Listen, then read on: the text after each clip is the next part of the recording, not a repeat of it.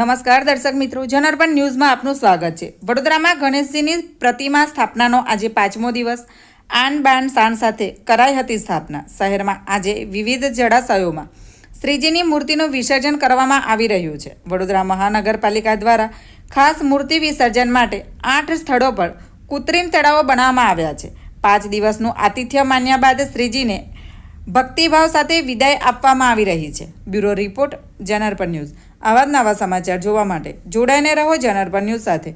અમારી ચેનલને લાઇક કરો, શેર કરો, સબસ્ક્રાઇબ કરો। ધન્યવાદ।